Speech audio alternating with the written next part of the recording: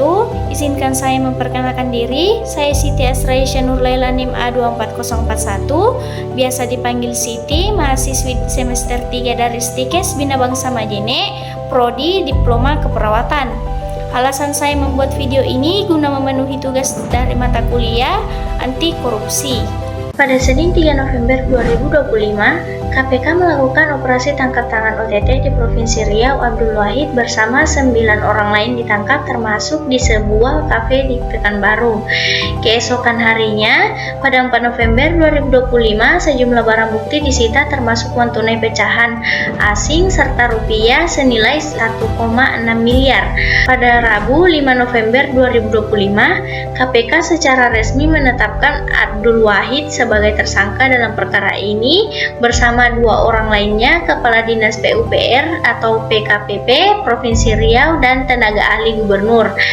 Penahanan ini dilakukan pada 3 tersangka sejak 4 November 2025. Pokok tuduhan berupa pemerasan terhadap Kepala Unit Pelaksanaan Teknis UPT di lingkungan Dinas PUPR PKPP Provinsi Riau dengan ancaman pencopotan atau mutasi jika tidak menyerahkan jatah.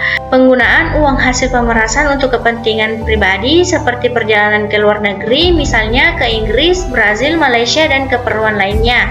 Pelanggaran hukum berupa pasal 12B Undang-Undang 31/1999 tentang pemberantasan tindak pidana korupsi sebagaimana diubah Undang-Undang Nomor 20/2001 pada pasal 55 ayat 1 ke 1 KUHP. Faktor penyebab korupsi Gubernur Riau Abdul Wahid dilihat dari 3 sisi, yaitu individu, budaya, dan sistemik. Yang pertama, faktor individu. Faktor ini berasal dari diri pelaku sendiri, menyangkut moral, sikap, dan motivasi pribadi. Penyebab utama dari faktor individu yang pertama, keserakahan dan gaya hidup tinggi. Abdul Wahid disebut menggunakan uang hasil pemerasan untuk perjalanan ke luar negeri dan keperluan pribadi. Yang kedua, penyalahgunaan kekuasaan. Sebagai gubernur baru, ia merasa punya kendali penuh terhadap pejabat bawahannya dan memanfaatkan posisi untuk memeras. Yang ketiga, moral dan integritas rendah. Kurangnya nilai etika dalam jabatan publik menyebabkan ia lebih mengutamakan keuntungan pribadi dibanding tanggung jawab publik. Yang keempat, rasionalisasi pribadi.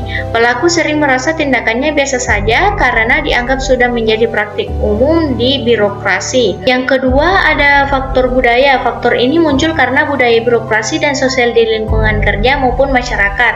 Penyebab utamanya yaitu yang pertama, budaya setoran dan jatah proyek.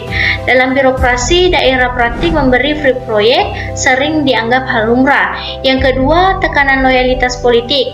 Banyak pejabat merasa perlu memberikan setoran kepada kepala daerah untuk menjaga jabatan atau karir. Yang ketiga, norma sosial permisif terhadap korupsi. Masyarakat sering menoleransi korupsi kecil karena dianggap sudah biasa dalam pemerintahan. Yang keempat, kurangnya keteladanan.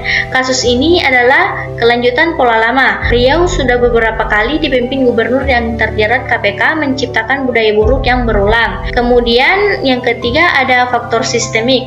Faktor ini berakal dari kelemahan sistem pemerintahan dan pengawasan. Penyebab utamanya yaitu yang pertama, sistem pengawasan internal lemah. Inspektorat daerah sering tidak independen dan takut memeriksa kepala daerah. Yang kedua, sentralisasi kekuasaan anggaran. Gubernur memiliki wewenang besar dalam menentukan alokasi dana, membuka peluang penyalahgunaan. Yang ketiga, kurangnya transparansi dalam proyek infrastruktur.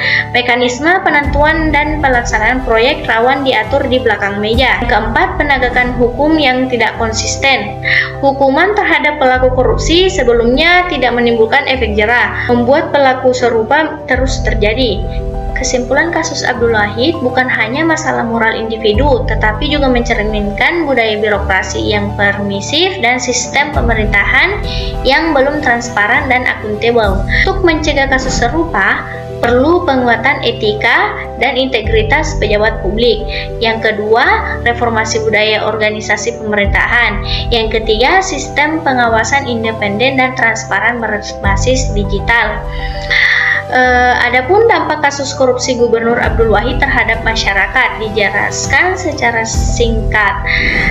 Yang pertama, dampak ekonomi, seperti kerugian keuangan daerah, proyek terbengkalai atau tidak berkualitas, yang kemudian menurunnya kesejahteraan masyarakat.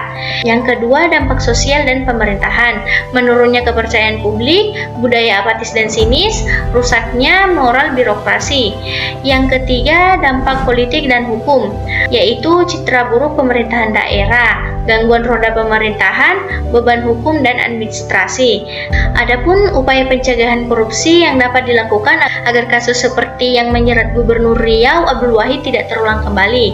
Yang pertama, upaya pada tingkat individu, yaitu penanaman nilai integritas dan etika sejak dini. Kemudian pembentukan karakter pejabat berintegritas. Yang terakhir, kehidupan sederhana dan transparan. Upaya kedua pada tingkat budaya dan organisasi, yaitu membangun budaya kerja bersih dan profesional, peningkatan keteladanan pimpinan, peningkatan partisipasi masyarakat dan media. Yang ketiga, upaya pada tingkat sistemik dan struktural, digitalisasi birokrasi, penguatan sistem pengawasan, transparansi, anggaran politik. Yang terakhir, sanksi tegas dan efek jera.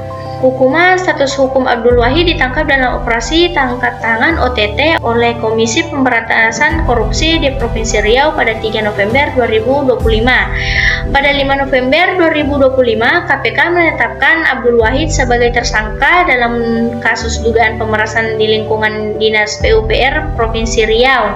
KPK juga menjerat dengan dugaan penerimaan gratifikasi. Adapun nilai-nilai anti korupsi yang dilanggar oleh Gubernur Riau Abdul Wahid dalam kasus korupsi yang menjeratnya, yang pertama itu kejujuran, yang kedua tanggung jawab, yang ketiga disiplin, yang keempat keadilan, yang kelima kepedulian, yang keenam kemandirian, yang ketujuh keberanian. Dari kasus Abdul Wahid, hampir semua nilai dasar anti korupsi dilanggar, terutama kejujuran, tanggung jawab, dan keadilan. Pelanggaran nilai-nilai ini menunjukkan lemahnya integritas pribadi dan budaya birokrasi yang masih permisif terhadap penyalahgunaan kekuasaan.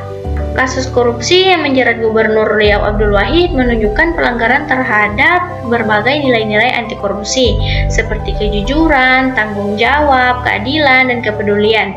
Sebagai pejabat publik, ia harusnya jujur dan bertanggung jawab dalam mengelola anggaran daerah, namun justru menyalahgunakan kekuasaan dengan memeras bawahannya untuk memperoleh free proyek. Tindakan ini mencerminkan ketidakadilan karena merugikan pegawai dan bekerja dengan jujur, serta mengabaikan kepentingan masyarakat yang seharusnya mendapatkan manfaat dari pembangunan infrastruktur. Selain itu, Abdul Wahid juga melanggar nilai disiplin dan kemandirian karena tidak menaati hukum dan membiarkan dirinya terpengaruh oleh kepentingan pribadi dan politik. Pelanggaran terhadap nilai-nilai ini menunjukkan lemahnya integritas moral dan menjadi pelajaran penting bahwa pejabat publik harus menjunjung tinggi kejujuran, tanggung jawab, dan keberanian dalam menolak segala hal bentuk praktik korupsi.